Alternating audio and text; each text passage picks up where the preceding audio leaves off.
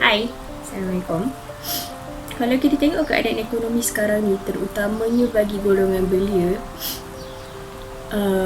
income dan expenses tak setimpan. Kita cakap ni dari aspek the majority lah, majority of the mid income group of people. Okay, jadi ramai yang akan pokai, especially at the end of the month, terutamanya bulan-bulan yang memerlukan expenses yang lebih banyak daripada bulan-bulan yang lain.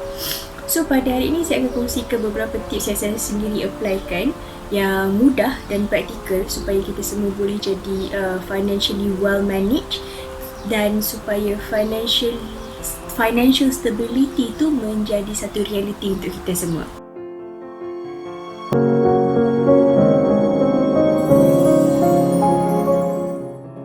Financial stability, kalau mengikut Gary Shinasi in 2004, is defined in terms of its ability. It's referring to an individual or a company's ability to facilitate and enhance the economic processes, manage risks and absorb shock.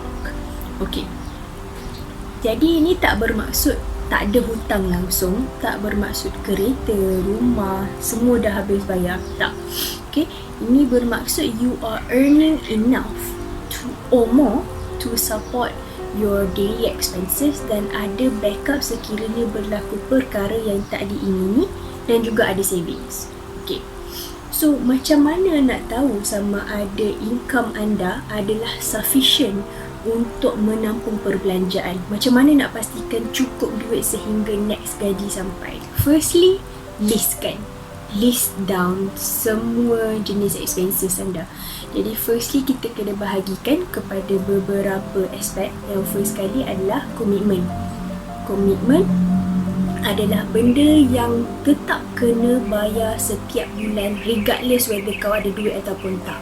Kalau kau ada duit, tak ada duit, cukup duit ataupun tak ada duit, tetap komitmen ni akan tuntut pembayaran dari anda. Biasanya benda ni adalah dari segi kereta, hutang PTPTN ke, bil telefon, internet, sewa rumah, bil api, bil air, makanan kucing, anak, tadika dan sebagainya. Okay, aspek yang kedua adalah keperluan, which is benda yang sangat penting untuk kelangsungan hidup. Meaning, if you don't have this thing, you are unable to survive. Okay. Yang ketiga adalah kehendak. Kehendak adalah sesuatu yang tak salah pun kalau beli, tapi it is the last priority. Maksudnya, it should not be above keperluan. Takkanlah sebab kan kau nak pakai handbag yang mahal, at the end of the month you don't have enough money to eat. Okay, so yang keempat adalah savings. Okay, savings ni, the recommended amount untuk savings adalah 10% daripada total income dan recommended untuk letakkan ke dalam account yang lain, kiranya bukan your active account lah. But better still, if you can afford and if you know how to, you can use this amount of money untuk invest. Ni ada tips untuk kereta, untuk pengguna kereta. Contohnya every year kena bayar road tax dan insurance, dan setiap 6 bulan kena service. Dan ini kedua-dua perbelanjaan ni tak murah. Okay, so contohnya untuk Azia, road tax RM20 dan insurance lebih kurang RM650. So tak keteruk kalau kena bayar almost RM700 sedebuk. Kau kena bayar RM700. So memang pokai teruk lah at the end of the month kan. Tapi kalau kita bahagikan RM700 tu kepada 12 bulan, lebih kurang RM58.30. So not that bad lah kan. So it won't be terlalu membebankan untuk put aside RM58 setiap bulan. Round off kan lah RM60 kan. So kalau servis pula, let's say, okay, still referring to Azia, kalau Pro 2 biasanya dia akan ada service planning. Jadi lepas berapa ribu kilometer ataupun lepas beberapa bulan dia akan ada servis tertentu, berapa, apa benda kena tukar, berapa ringgit apa semua tu. Dan biasanya dia boleh bagi estimated budget lah untuk servis-servis tu.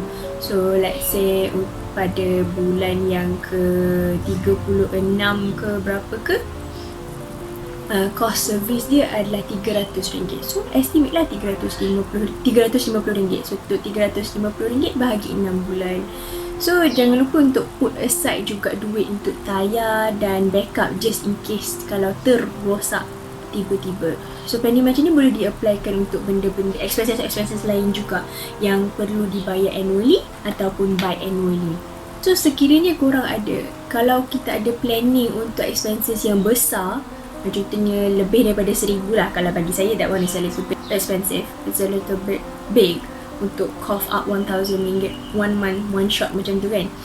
So set due date, contohnya saya nak beli laptop yang berharga RM290 pada bulan 7 tahun depan. So kiralah berapa 2,900 tu bahagi berapa bulan. Contohnya daripada sekarang berapa bulan. So kita boleh estimate sebulan berapa ringgit kita kena put aside untuk expenses tu.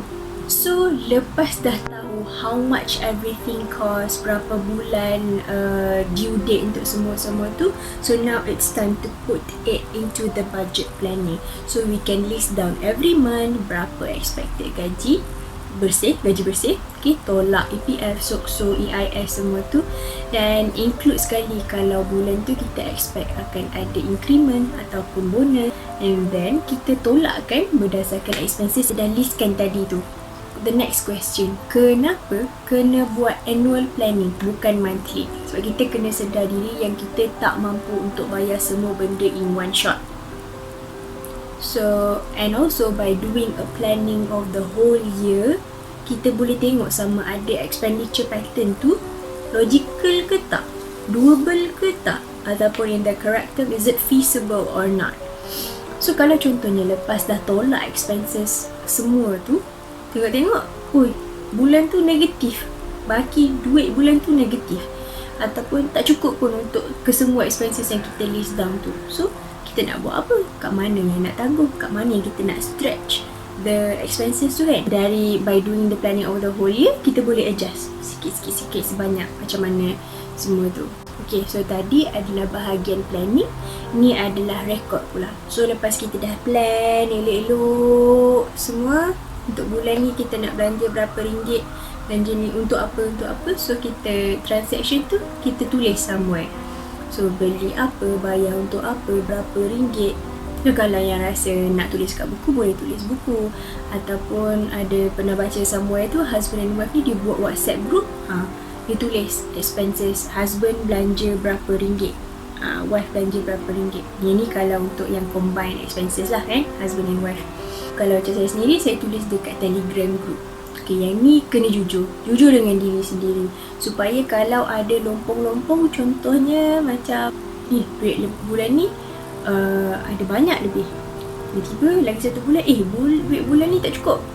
Okay, so kat mana boleh postmortem, macam mana boleh jauh tersasar daripada plan, and then how to overcome, especially shortage of financial shortage lah kan, supaya bulan-bulan yang akan datang tak berlaku shortage ni semua kan.